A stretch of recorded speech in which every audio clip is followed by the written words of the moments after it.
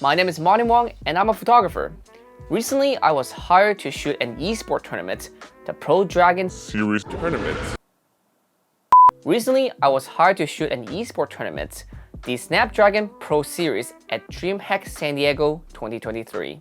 It is one of the world's largest multi-genre mobile esports competitions, and this time they were competing two different games, Clash of Clans and Brawl Stars, with huge prizes. I have shot a few different esports events in the past, but I never really talked about it. So today we are gonna dive into all the steps that I took to making sure I can deliver amazing results, and also everything I've done to making sure my clients is happy with my service.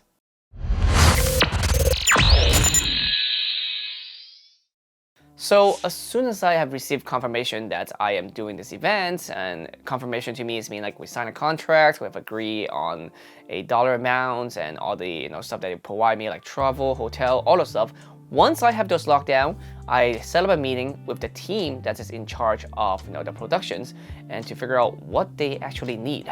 And that includes figuring out what are the deliverables and also if they have a shot list already prepared for you. Your clients might not always have a shot list ready, so you might have to figure out one for them. I know it sounds like it's their job to figure out what they want, but a lot of time your clients might actually not know what they want, so you need to figure that out. And you can do that by asking them a few questions. Like number one, where are the photos going to be used? Are they going to be used on a website? Are they going to be used on social media? Do they want it to be horizontal or do they want to be vertical? Especially for Instagram, there's a 4:5 crop for vertical photos, but a different crop for horizontal. So you need to figure out what kind of shot they need. Or they might need it for their websites. Then you have to figure out if they're gonna crop in on the photo or if they need wider, tighter shots just to see what dimension works for them. Or if they even need to leave some space for them to, put in next to the photos. Sometimes they don't know what they want at all, and that is very common. So you have to give them ideas on what kind of service and products you can provide for them. And maybe that will make it easier so that they don't come back to you later and say, oh, hey, we actually want this, but the event is over and you can't go back and shoot something that's already done.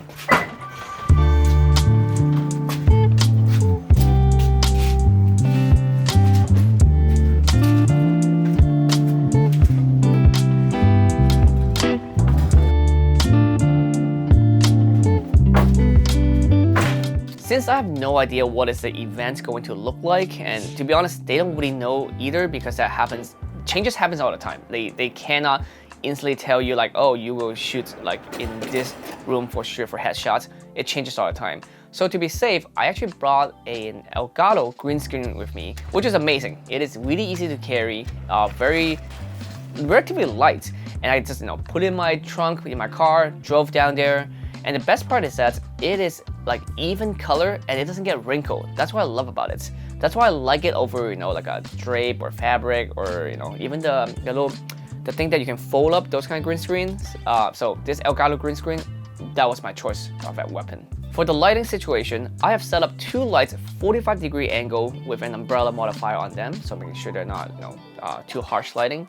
And then I have two more lights shooting the background of the players, so I can easily separate the player from the background when I cut them out. I didn't have modifier on them. So you don't really need to. As long as it doesn't spill over onto the player, the light, then it doesn't matter how soft or how harsh it is. As long as like making sure the player stood out from the background. Now, for the umbrellas that I use on the 45-degree angles in the front, I actually forgot to bring my real umbrellas. They're at my house at that time, and I'm already 2 hours away. Well, 3. There was traffic. 2 hours away from where my house is. The good thing is that in my travel suitcase with a little flash case that I used to hold my flash, I also have mini umbrellas that I have it with me at all time for a situation like this. They're not great. They're not bad. They're not bad, but they're not great because they're very flimsy, they're very collapsible, but they're very small and very portable. So it's great to be in my case. And since I was shooting indoors and I'm not really, having to do with like, very heavy stuff, there's no wind at all. So they were actually pretty good for the situation. Then I pull out my flash trigger and start shooting. And in between shooting different esports team, I was actually using 2 different memory cards and swapping them. One of them is actively shooting and the other one is put in my computer so they could be edited while I'm shooting. Once I got my first test shot done, I was able to make a Photoshop action to batch edit any photos I throw at it.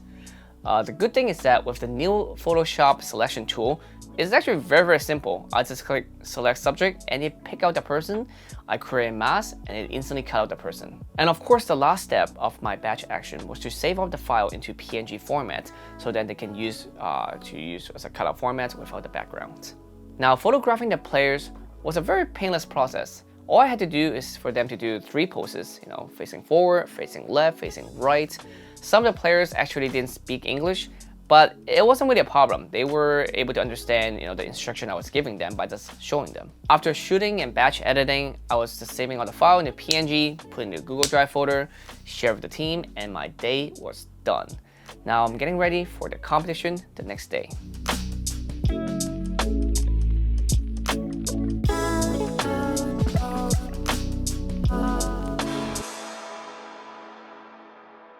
During the competition itself, you can actually see the photos that I took the day previous with all the cutouts and how they're being used on the giant screens. And during the call I mentioned previously, I have figured out what kind of event coverage they want and also how the photos were going to be used. One of the uses they wanted was to use them for social media, for instant upload, instant posting. So basically, I needed to shoot fast, edit fast, and upload fast. For this assignment, I used 2 cameras. The Nikon Z7 and the Z6. The Z7, I mounted a 28 f1.8 lens on it, and for the Z6, I used the 105 f1.4 with a FTC mount adapter on it. And the reason that I use 2 very different lenses, a very wide and very telephoto lens, is because they tell very different story. Even if you were at the same spot, at the same angle, you're giving a different perspective and different emotions with both shots that you took. Using 2 cameras, I was able to shoot very fast. I wouldn't have to worry about missing shots or worry about changing lens. To edit fast and efficient, I have changed one of the shortcut key on my camera into the rating function. It's the FN2 for me this time. What it does is that I can go to my photos after I shot them and click the function key and just turn the dial. It will instantly star and rate the photo. And since I was a person who was shooting the photos, I know which photos turn out great and most likely which are the ones that I want to edit. And in between competition events, I was able to take my cameras and my laptop and bring it to the backstage and start editing them. I brought my ROG Flow X13, very small laptop. I was able to set up a station and just plug in my memory card. And as soon as I plug in my memory card, I open Adobe Bridge and I see all the photos that are already starred, already rated, so I know which one to edit without having to slowly sort through all the photos. And lastly, to export fast, I have all my photos exported to one specific folder that is synced directly to a Google Drive folder that I've shared with the team earlier. So even while I'm shooting and it might take some time to export my photos, they can automatically be saved to this one folder, and as soon as they're done, they're already to the other team, then they can already see the photos, and if they want to use it for social media, they want to use it for posting, they are ready to go. Alright, that's it. Hopefully that gives you some insights on my event coverage. Maybe that'll help you on shooting your next project. Again, my name is Wong. Don't forget to like and subscribe, and I will see you in the next video.